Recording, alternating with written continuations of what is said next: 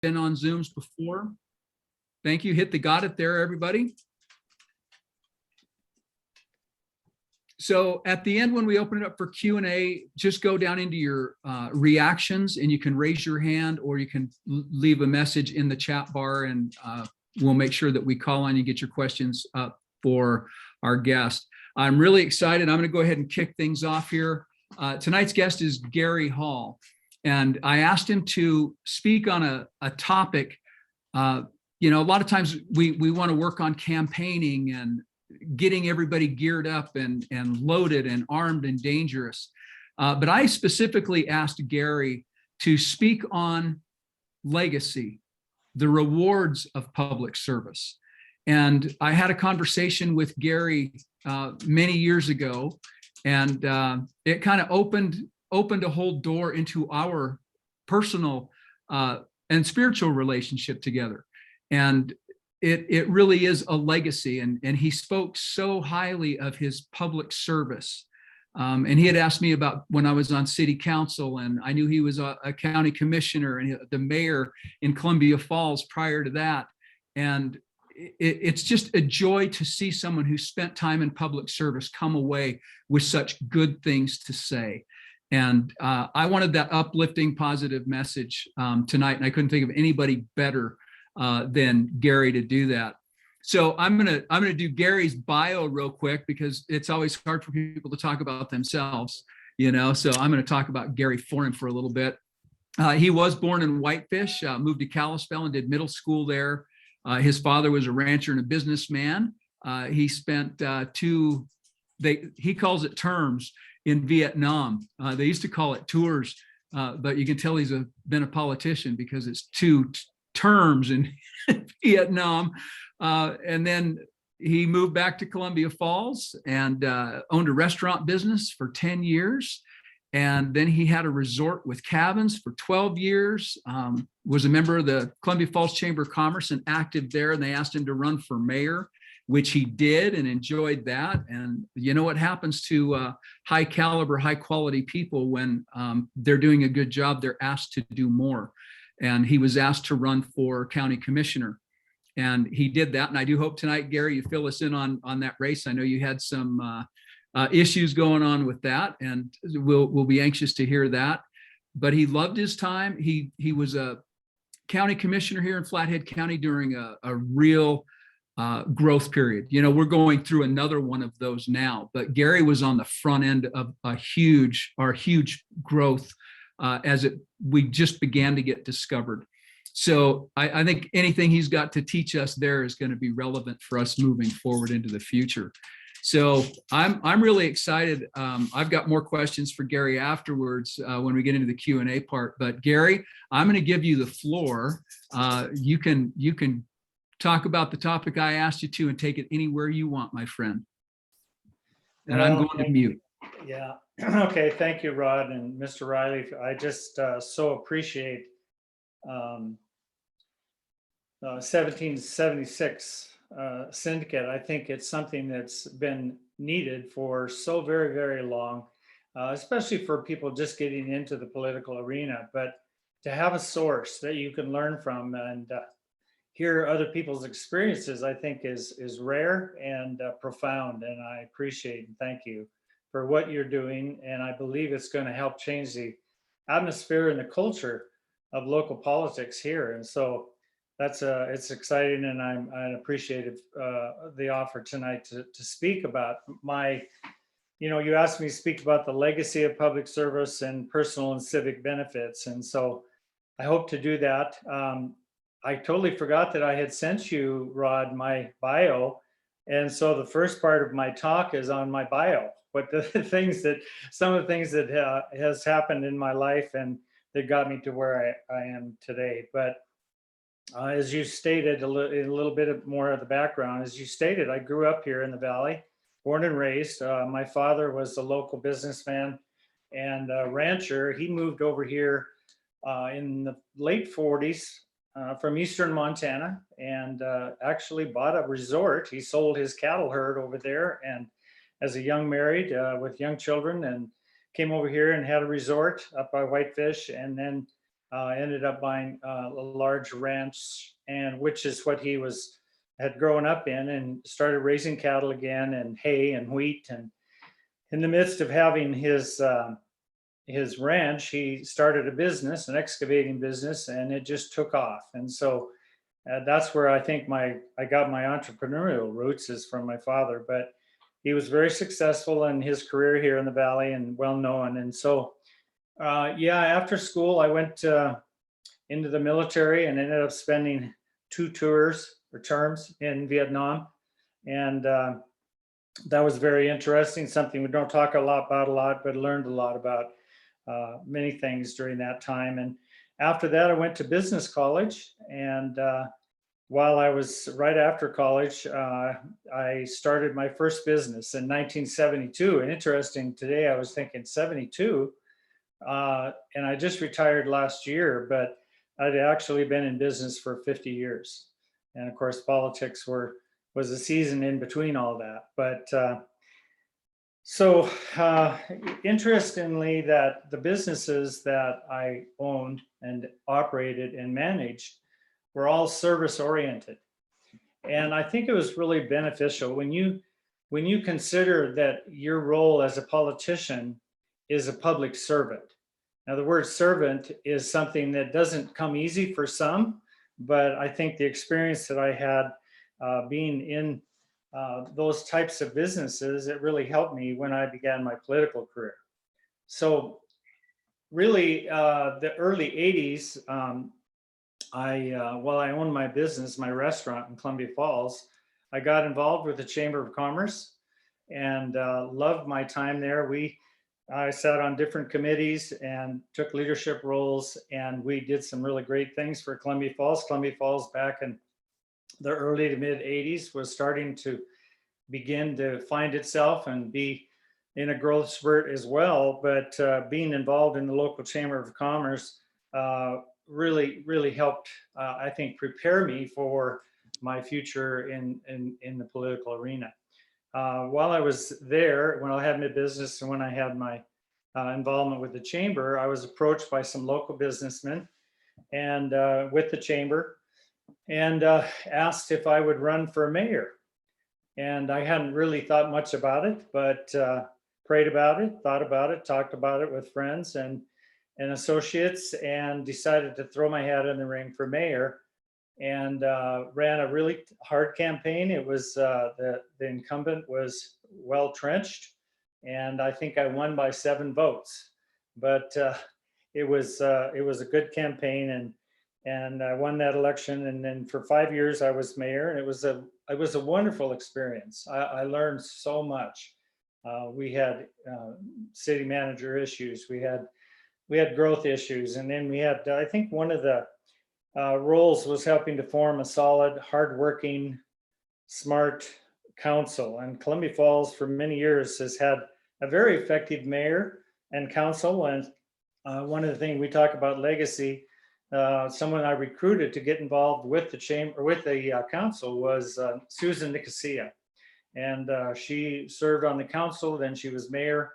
This was, of course, while I was commissioner, and then she went on to become the city manager in Columbia Falls, and she's doing an excellent job in helping our city, guide our city through growth up here in Columbia Falls. So while mayor, again, toward the end, about 5 years, I was approached again by a group of Valley Republicans and business people to consider running for county commissioner. And again, I covered it in prayer. I took it to my family and my network of friends and asked them to stand with us in prayer if this was something that I should do. And it was a tough decision, but I went ahead and threw my hat in the ring, and after doing so, felt that it was the right thing, and worked real hard during that campaign. It was very contentious atmosphere in the county at the time. In fact, Rod mentioned something to me the other day. The previous commissioner had taken a state employee. They were talking about raising the speed limit on Whitefish Stage, and he took a state employee in 70 miles an hour down Whitefish Stage Road. And while some people celebrated that, others were pretty upset about that. And He was a contentious commissioner at the time. The cities and the counties wouldn't work together, and vice versa, back and forth. But I had a good support base throughout the valley, and I won the primary. The commissioners at the time and his group of supporters, the one that I beat in the primary, decided to do a write-in campaign. So between the June and the November election, we had to deal with running against the write-in and my opponent in the Democrat Party, which she was, we were friends and we got along well, and we worked together after I became commissioner. But it was a tough race, and I eventually won. And then the journey began. And it was one of the statements I put in my brochure was, it's amazing what you can accomplish when you don't care who gets the credit. And I really tried to live by that.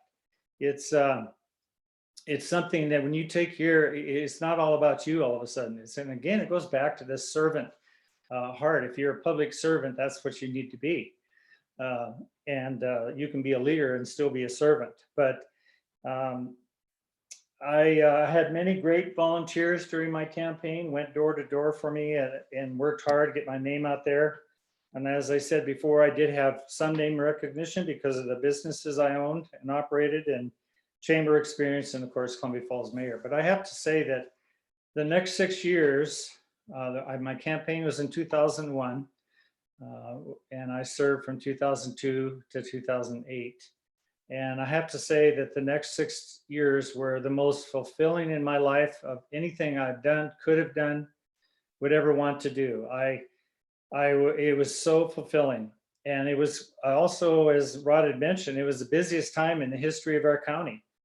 One year between 2002 and 2008, I think it was 2007, we actually approved over 200 subdivisions. And so that was a lot of work, because we had to research it well. We had to make sure that they were all legal within their bounds and of what was required of them. And then, of course, as you can well imagine, during that growth period here in Flathead County, there was a lot of people that did not want a subdivision in their neighborhood. And we understand that, but legally, if everything is done properly, it's on us to approve. So that was, needless to say, I mean, I worked many hours studying the issues, getting information, research, and listening to people. And so that was I got as much training as I could while I was commissioner. And there's courses offered at the college. I took grant writing courses, workshops in municipal and county government, and learned a lot through that. And traveled to Washington, D.C. several times to lobby for the county, which was very eye-opening, to say the least. My very first trip, it was very interesting to see how government works in Washington, D.C. as they trade votes. And as there's a lot of compromise. I think our government system is really, it's broken and it needs some work. But and hopefully we can get good people elected that can make a positive change. But that was part of my experience, was going to DC. And one of the things that I say this, I bring this up just for someone that's going to be interested in running for, say, a council or a commissioner, is that they're hiring. You're in a hiring position. So as county commissioner, we're over 400 employees, and so you hire department heads. And when I was the mayor, we had some issues hiring city managers, and we had some real difficult times. We ended up hiring the right man, and he did a good job. And so when I got into the county commissioner, as county commissioner, there was another very controversial, not easy to work with county manager, and a lot of the department heads were not able to work with him. And so we had to go through that process of finding the right candidate. And so that's something that you will have as a responsibility as a commissioner or as a council person or a mayor. So we finally did get, one of the things I learned is that you do a thorough background check. You don't just take somebody's word that they're this, that, and the other, because a lot of times they will, build up their resume, but they're not really qualified. So I just bring that up because that's something that happened with me. We ended up, after a thorough investigation, hired Mike Pence as a county administrator. And to be honest with you, it was one of the best hires the county's ever done. He guided us through not only the market crash of '08, but he guided us through growth. He worked for the county for 15 years. He just retired last year, and he did an excellent job for Flathead County. And some of the other things that I just wanted to share with you about that. I think one more thing I'd say about that is that working together with the commissioners, Mike Pence, when the crash came, we anticipated it would be coming. And at the end of it, when it started to happen, Flathead County's reserves were full. They were at their max. And we were the strongest county in the state of Montana financially. And so that's something you talk about legacy, but I'm proud of, and I'm proud that the other commissioners and our administrator did. One of the other highlights of the time there was when I first came into office. Of course, as I mentioned before, we had a pretty contentious race and a difficult former commissioner that was not happy about him, and his group were not happy about what had happened. And so a group of people in the Flathead brought in this group from the East Coast, and they came here with the intention of helping us with civil discourse. So we actually, through the whole process, developed a sheet that I was just reading about principles of civil discourse. And so, it was like the state people weren't getting along with the county. And like I said before, mayors and commissioners and the Forest Service and the Park Service, and everybody it was just super contentious here in the Valley. But when they came in, we had an experience of trying to bring unity back into the community, and they began a series of meetings. And I'll tell you what, what they did, they began by bringing all of us together, myself, the state, the feds, the Forest Service, the state, the park, all the different department heads, and we spent a whole day together. And just to barely touch it, but what they had us do was they had us share our backstories. So, you can look out in an audience. In fact, it changed me, because every time I'd give a speech or I'd be in a large group meeting, I look out there and say, everybody has a backstory. Well, they made us sit together in a room and tell our backstories. And long story short, at the end of all that, we became friends. We understood each other. We had more grace and tolerance for each other. And it was one of the most outstanding things that we did in the highlights of my time as commissioner, because it really changed the atmosphere here and developed. We had unity amongst all of us, and we were able to get together and talk civilly and understand each other. And I just can't say enough about that time. So again, we go back to legacy. I just was so pleased that I was able to be a part of that. One of the other things, if Rod remembers, or if anyone remembers, we got a letter from a group, and I cannot remember the name of them. It was some group that went around the whole country and went to every county that had a 10 Commandments monument on the front of their courthouse. And that had been there since the 50s. And so they sent letters to counties all over the states and told them they have to remove their 10 Commandments or they would face litigation. Well, when I got the letter, I was pretty riled up, and the news media interviewed me standing in front of the 10 Commandments. And I said, we will be conducting business from this position, because that 10 Commandments monument is not going anywhere. Well, after research, I discovered down actually in Colorado Springs, a county there had put together a memorial of law. And so what I did is I raised money and I made other made other out of the same stone that the Ten Commandments was. We had several other, the Bill of Rights, we had the Montana Constitution, and we had several other legal like documents on granite, and I put them right next to the Ten Commandments, and we called it our memorial of law. And so because now we don't have a standalone religious document on county grounds, we have a memorial of law document of which Ten Commandments was a part of. So I was pretty proud of that, and they're still there. They're at the south end of the courthouse. If you go around the courthouse, you'll see it there.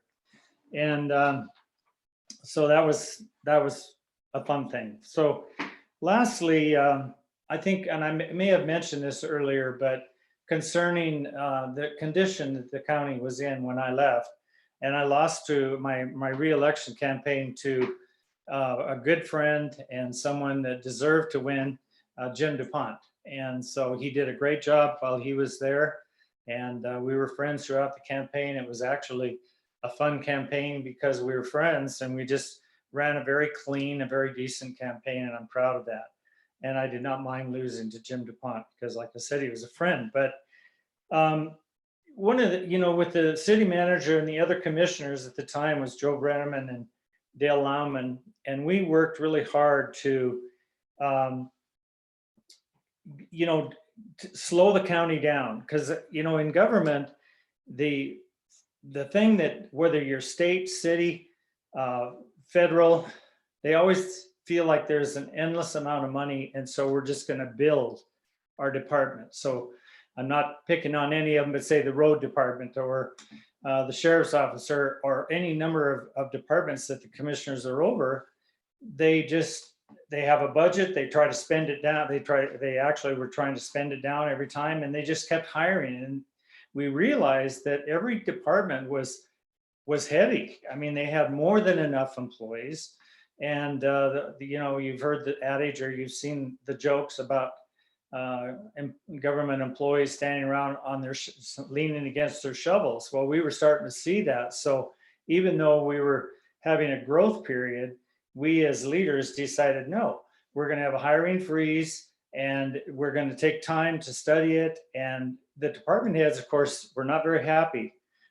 Needless to say, they came back years later and said, thank you for doing that. But we started the hiring freeze right in the middle of the boom, and it was not at all popular, but we built up our reserves, as I said before, and when the crash came, Flathead County was in good shape. And I also was instrumental in developing a capital improvements program, which was very beneficial to the county in its future. So real proud. Again, we talk about legacy, and that's just something I was really proud of that we accomplished, even though it was against the grain and not real popular. We just felt we had to do that for our county. So lastly, I think, again, my time in political office was the most rewarding and fulfilling effort I've ever attempted. I've never prayed so hard during the whole process and the many important decisions that came before me. I saw the hand of God move in my life, and so to him be the glory. But it's so important for good people to run for office. And I'm pleased with the slate of candidates for the commissioner's office this go around. And so it's really important to recruit good people to run for office that have integrity and honesty. And we have a wonderful opportunity in our valley, state, and our country to recruit and help good people run for office. Help means to physically work for them, support them financially, and be an integral part of positive change where you live. And as when I ran for my campaign, I had people that did help me financially. They did go door to door for me and supported me, encouraged me. And so if you have an opportunity for any candidates, whatever office it is, it could be school board, it could be city council, and you know them and you trust them, work for them, help them, because we need to make a change. And I believe that 1776 is going to help with that and do a really good job of that. So Thank you guys again for your efforts and education and support, and trust me, there's another group that's working really hard to change things here in the valleys and our state. And so just God bless each one of you, and looking forward to questions and answers. Thanks, Gary. The first thing that strikes me, and before we open it up, I just want to thank you again for your service, because not only are you living your legacy, your personal legacy, but the residents of Flathead County are also the beneficiaries of the legacy that you left, including, and I like that you mentioned some of the hires that you did. Recruiting good people and keeping good people is so important. And the other thing my takeaway from your talk here is the obligation to learn. It's one thing to run for office, but there's an obligation that comes with that. And I think that's part of why you were so successful. You took that obligation seriously to continue to press forward, to press in, to learn, to find new ways. And I've often said, I think anyone who serves in public service, where you've done it for at least 2 years or maybe even a term, you should get an honorary master's degree. Because it's an information download that you never stop. There's always more to study, more to learn, and to see how you've embraced it is inspirational. I can remember going through and, what's a PUD and a TIF and a CUP and a BID. And, before you're done, it's just like, you don't even think about it anymore. So I just really thank you for that, because we have an obligation as citizens to press in and learn all the issues, but especially as elected officials, we don't stop learning. I'm going to change my view up here to see if there are any other hands going up here. Let me, so I do see we've got somebody running for county commissioner that's on the call tonight too. So nice to see you here, Brian. But Gary, I'll share because I don't see a hand raised here yet. Jim's got one. I'll go to Jim. Jim, question.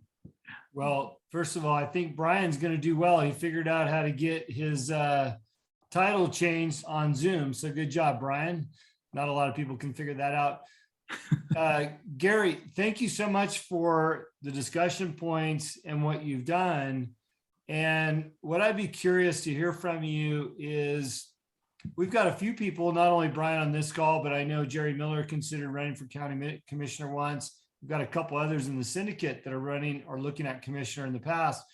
What advice would you give them in terms of being in that role and what to expect? I mean, I'm sure we could go on at length about it, but just some highlights, assuming that they were able to achieve that. Well, thank you, Jim. And I guess my comment to that would be, first of all, develop thick skin. Make sure you got some thick skin, because there's going to always be critics in the room. But one of the things that I would say is preparation is so important. Study the issues. Understand the issues, understand what it is that's going on currently in your arena, whether it's county or city, or even statewide elections, that you thoroughly understand the issues so that you can be prepared as you come into office to address them and to have some knowledge about it. And that'll be so helpful to you, because to just try again, if you just go in for the sake of having a position and you don't understand or know the issues, you'll make mistakes, and they'll be costly. I mean, I made mistakes. I could tell you about one that was, I went into it with well intentions, but my basic lack of a knowledge of dealing with one of the cities in the valley here, we made a very controversial decision, and it's so important to study, understand how local government works, and meet with people. Go meet department heads. Go meet with, if it's a city council, meet with the other council people. Take them to coffee help them get to know you, and you get to know them and have some pointed questions for them. But I think, Jim, that really preparation as you go into a campaign is probably one of the most important things. And the second thing would be to get to know those people you will be working with, and understand where they're coming from, and they will help you immensely. Thanks, Gary. If I could take a little 1776 liberty, I'm going to ask a second question while others think of theirs. Gary, you know, most of the time when I look at politicians, they look like politicians. But when I hear you speak and talk from your heart as a businessman, I realize that you're a citizen that got involved in the political process. What can you tell other people like you that feel like we're everyday parents, business owners, or people that work for somebody else that are thinking about getting in politics? What encouraging words can you give them to take that leap of faith and get involved? Well, that's another great question. Thank you, Jim. I think what I would have to say is that really, you really need to enter into the political arena for all the right reasons, right? And so even as a school board member, so interestingly, I've talked to a couple people just recently that I never thought in the world they were ever interested in politics. And come to find out, one of them is interested in running for school board because he doesn't like some of the things that are going on in local school boards. And the other one is thinking, you know what, I'm at a point in my life, I think I could do some good if I was to run for office. And not only did it shock me, it very much pleased me. And I think, again, you know, understanding the issues. If you have children in school, of course, you're concerned about what's going on with your local school board. If your city council is making decisions that adversely affect you or your neighborhood or your community, then it sparks something in you to want to make a change. And so, and the same with the county level or state level. I think it really has to come from deep within. It shouldn't be done for any other reason than you want to help make a positive change and bring some of your views, some of your beliefs, and some of your knowledge into the situation. Thanks, Gary. We have another question, Mike.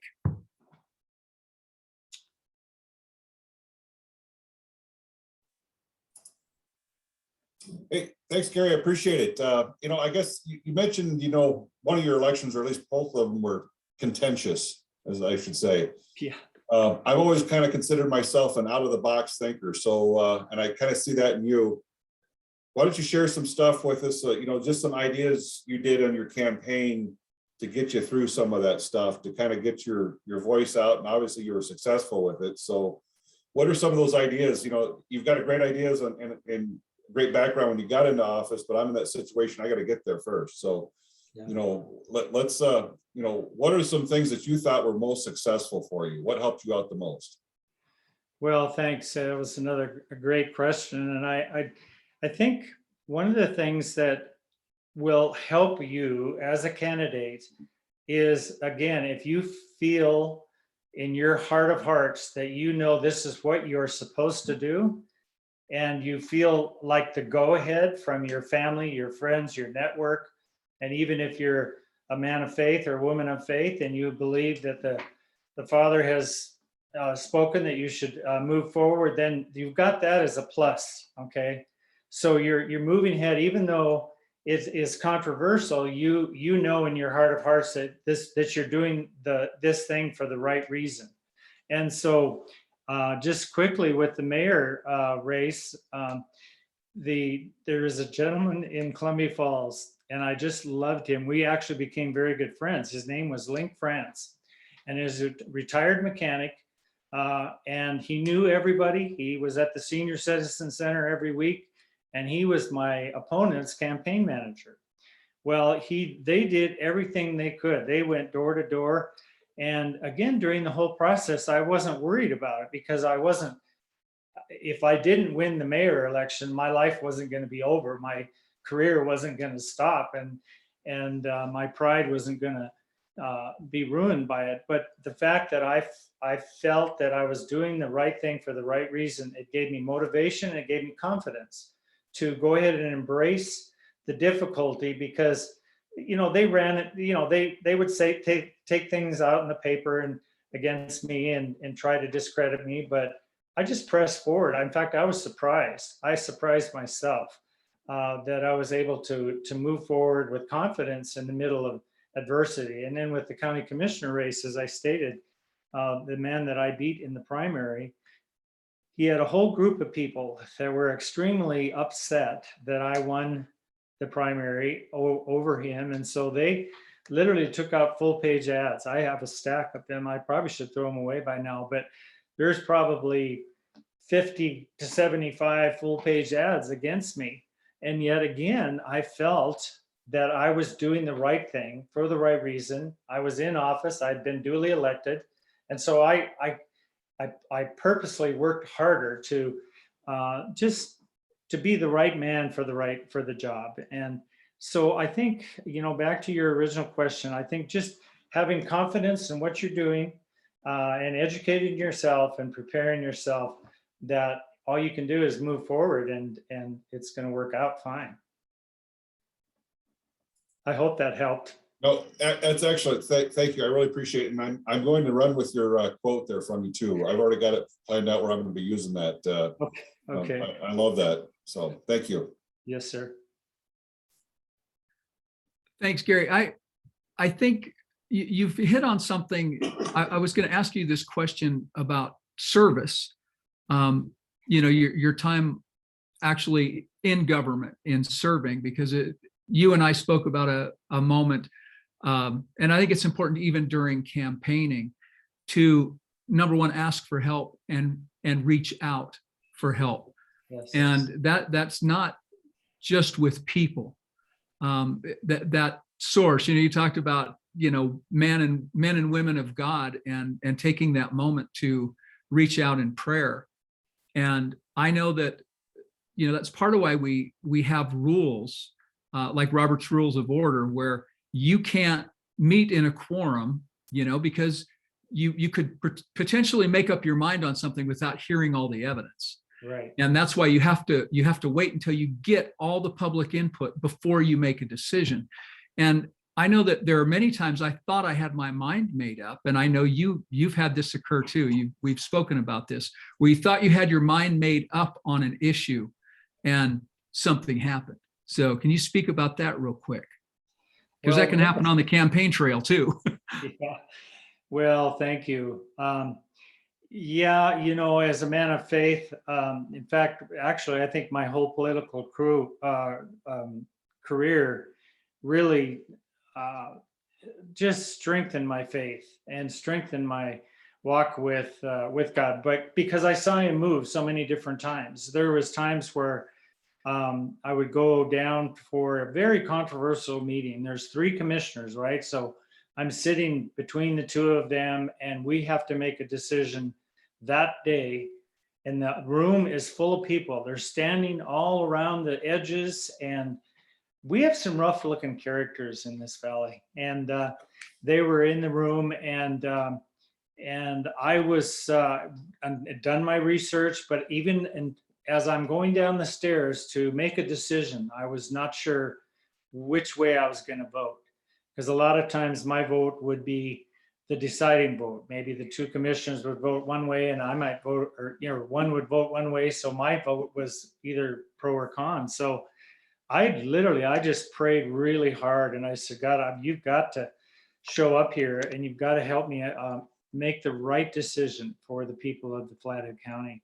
And I shouldn't be shocked, but I was so blessed and so amazed at how many times he just whispered to me something that said, yes, that makes sense, made the decision, and ended up being the right decision.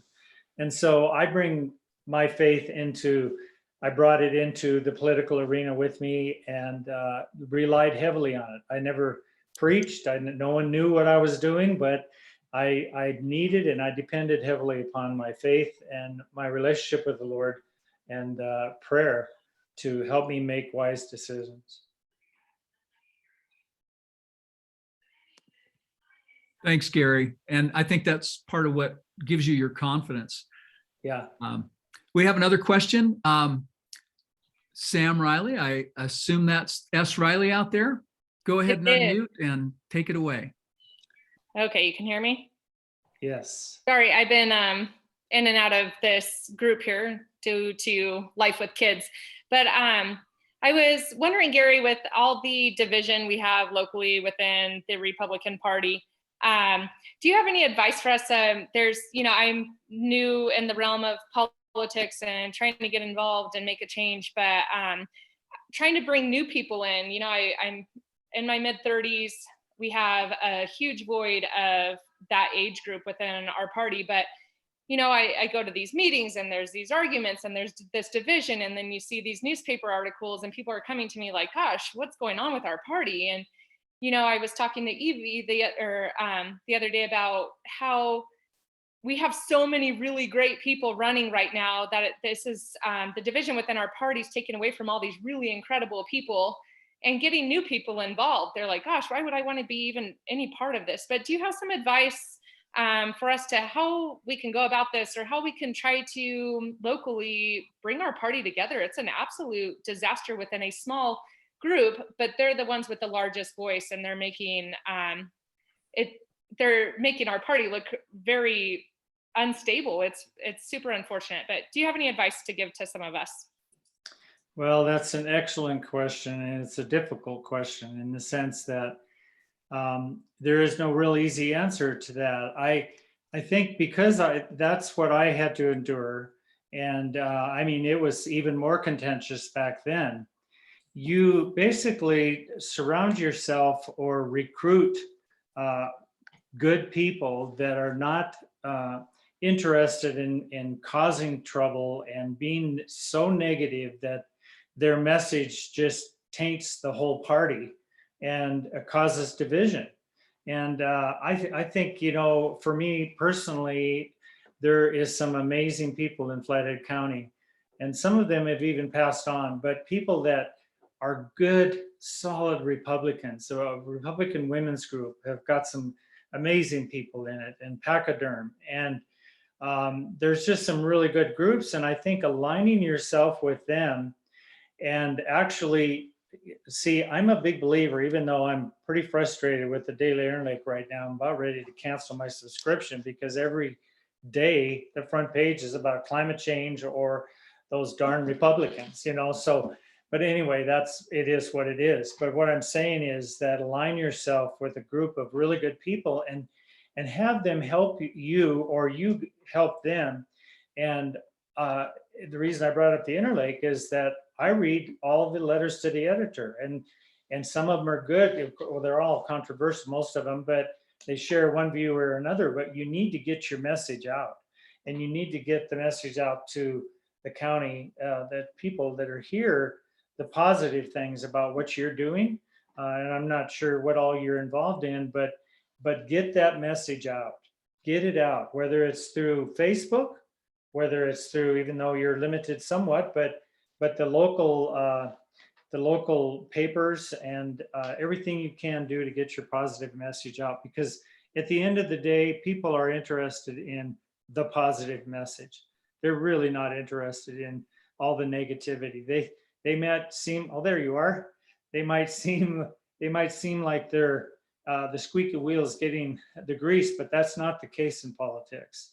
You won't hear from a lot of people, but most Americans, most Montanans, most Valley residents are not into this bickering and hollering people down and the negativity that can come out of people and even our own party. So I think just get a positive message out, align yourself with the right people, and just project who it is you are and what you believe in. And at the end of the day, you'll win. Thanks, Gary. I don't even know how to follow that up, because I've thought the same thing for so long. I did cancel my subscription to the Interlake, by the way, a couple of years ago, and I think I've been better for it. But I find myself going online, and what I'm drawn to is other people's opinion. in the opinion section. And it gets back to what you talked about earlier, listening. We do have to listen. That's part of how we listen is we read what their opinions are. And I think I'm going to reiterate the other point that you made, and that was going to the backstory. Everyone has a backstory. And I think if we all approach our job, whether our job is campaigning, getting elected, or serving, our job is to know and help other people improve their lives, improve anything that they're doing. And we can't do that if we don't know where they're coming from. Sure. And once we do, I think that understanding changes our own perspective. And if that's what you found in not only your personal life, but in public service, that's why the listening part is, I think, so important, if that's what you're saying. Sure. Well, that's a good point, Rod. And you're so articulate. You can say things that the rest of us are feeling. But, it's almost like the adage that you can accomplish amazing things when you don't care who gets the credit. It's like, you're not doing this for self-gratulation. I mean, it's like you're doing it to serve the public. And as people know that, and sometimes you have to say you're sorry, even though you have nothing to be sorry about. But I totally agree with what you said about understanding your opposition.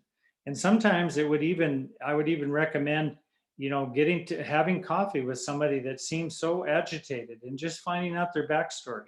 That was a very good point. I'm glad you brought it back up.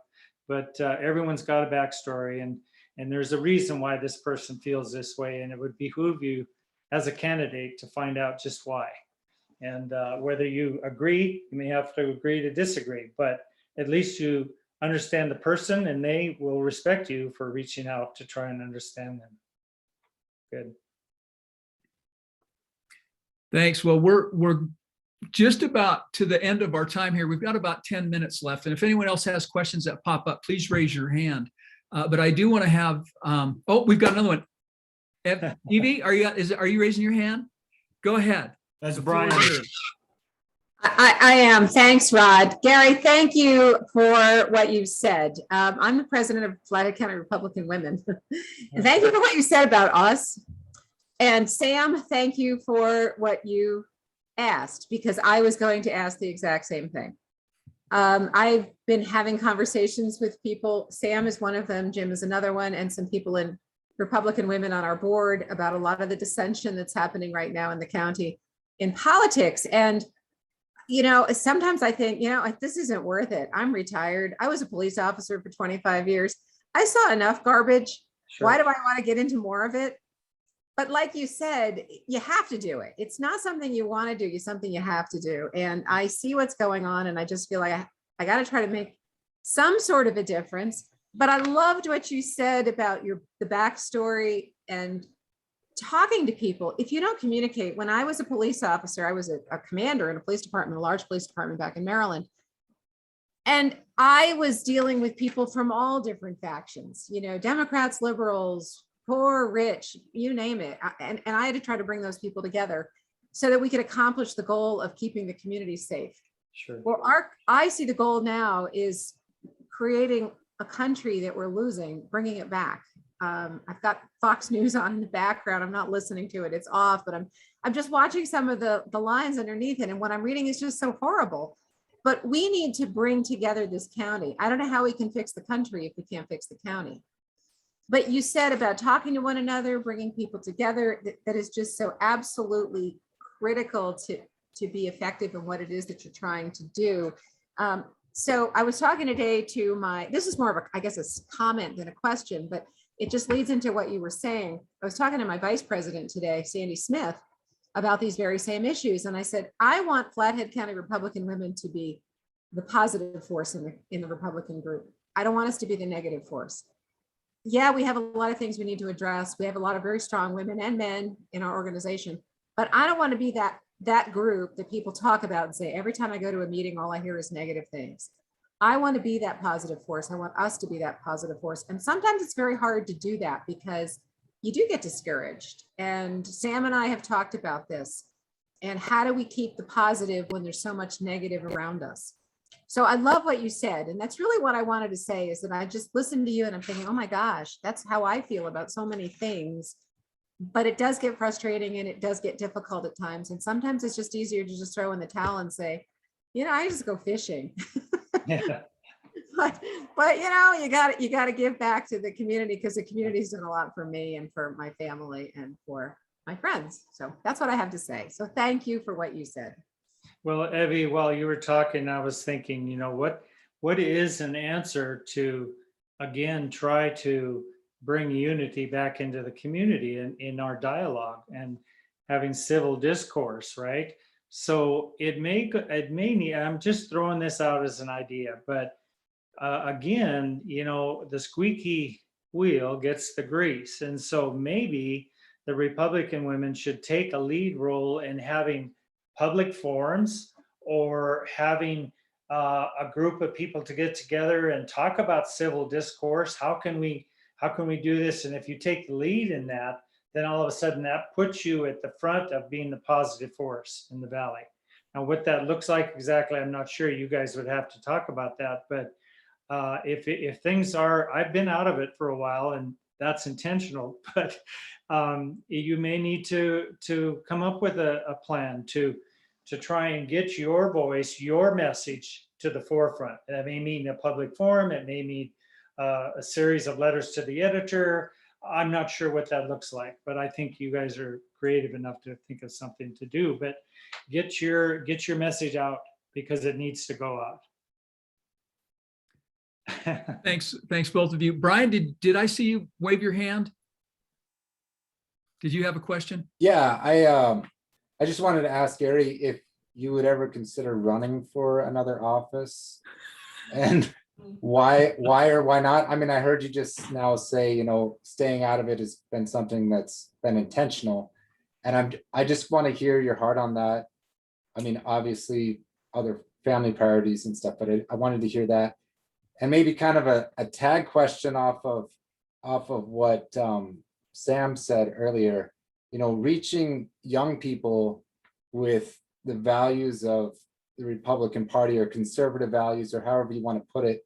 What would you say are kind of like 3 values that, if you distilled them down, that you believe are like essential to unifying conservative people? And also, where does that anchor from? Where do you find an absolute that you can draw from, or that help them understand that this isn't just a tradition? We're not doing this because this is what my great grandma did and she was a Republican, but what essential human factor can you anchor those values in if you distill it down?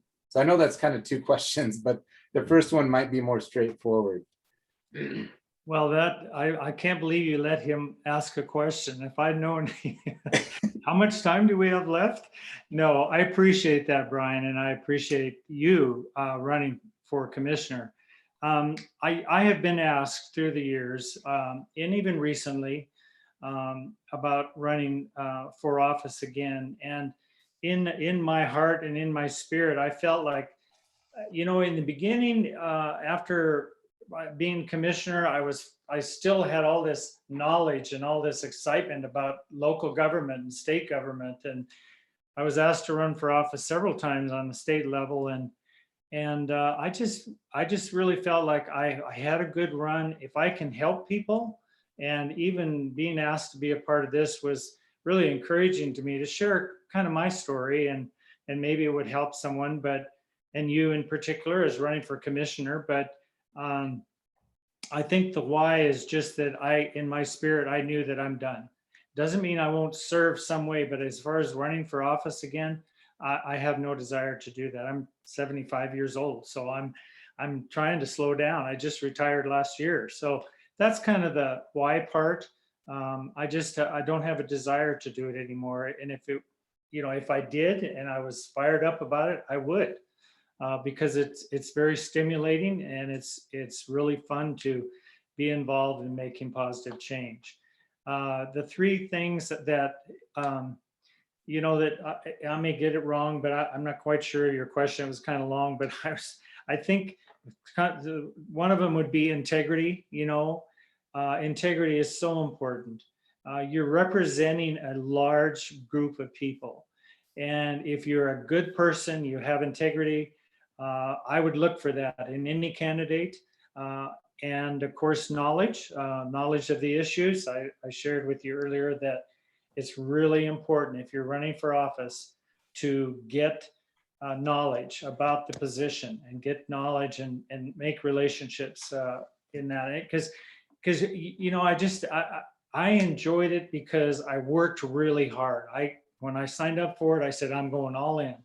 And I did that and worked hard, but and tried to educate myself to do the best job I could. And then I think maybe the third one is just character or name recognition, you know, just get your name out there, that help people to understand who you are. And so I'm not sure, Brian, if that answered your questions, but I tried. All right, I'm gonna add one that was kind of subliminal in your message and of the values, integrity, knowledge, and I'm gonna add humility because you touched on that, and I'm just gonna call it by a different name.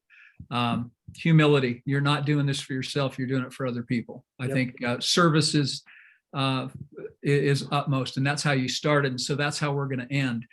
Gary, I thank you so much for your time. I thank you for your service. I feel blessed that when I asked you to serve in a political capacity after you'd said no for probably a decade, that you answered my call. And I appreciate that. And I got a chance to work with you, and we've made some great strides, including it's still going on. That work we did was going on last night yet again. So you might want to say what that was, because you're right. It was like I had been out for a long time, and my friend Rod asked me to be on the steering committee for the homeless issue that the mayor appointed Rod to, and myself. And it was you did most of the work, but it was really good to be a part of that. But that's the only thing I've done in the last 10 or 15 years, but I enjoyed it. Thank you.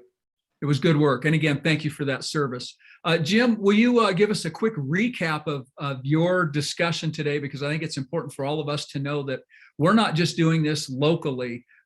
We have national reach and the ability to do some incredible things and draw on some incredible talent. So Jim, can you give us a quick update and get us excited?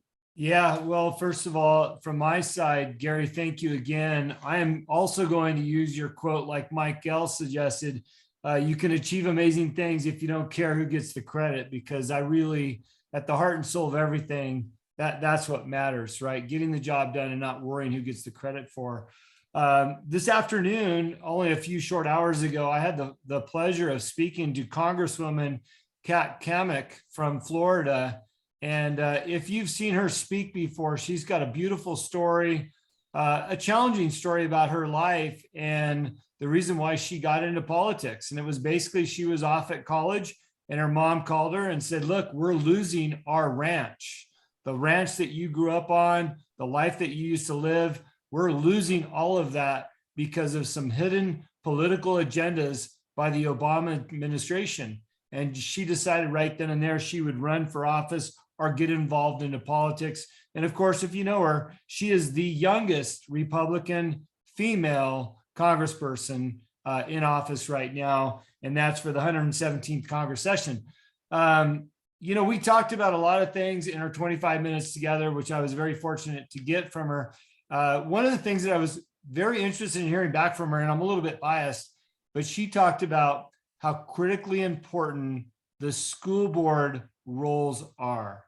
And like I said, I'm a little bit biased, but she said, look, that is our future. That's where our country's going. If we can get more people involved in school boards. And I know typically on these calls, we have the majority of school board candidates listening in, unlike tonight. So if you're listening to this in the future, know that our Congress people in DC are pushing for better school board candidates. So keep up the fight, keep doing what you're doing. I did put Kat on the spot towards the end of the call, and I think this is what Rod is referring to. I said, look, I don't want to put too much pressure on you, but how do you feel about the direction of this country? where we're going, what's happening right now. And she looks down, looks up, she says, Jim, I feel very enthusiastic and optimistic about where this country's going. Yes, we are fighting and it's a bloody battle, but the freshmen in Congress and the new people coming up through the ranks are making a difference. And she is filled with hope and encouragement. And for me to hear that at the end of our interview and discussion, I really felt good about it, because when you watch the news, it seems rather hopeless. But when you hear it from somebody that's in the trenches and knows what's going on the inside, it does give us some hope to keep doing what we're doing here, whether we're in Flathead County or down in Missoula. Thank you, Mike, for being here, or listening in from Salt Lake City and some of the other cities that represent here. Keep doing what you're doing. And thank you for being on these calls. It's making a difference across the country. So thanks, Rod. Thank you, Jim. Thank you, everybody, for tuning in tonight. And we'll hope to see you back here next Tuesday. We've got some great lineups coming. We're going to keep bringing in the talent. So again, Mr. Hall, thank you again. Thank you for your service, and thanks for your inspiration. Thank you. Good night, everybody.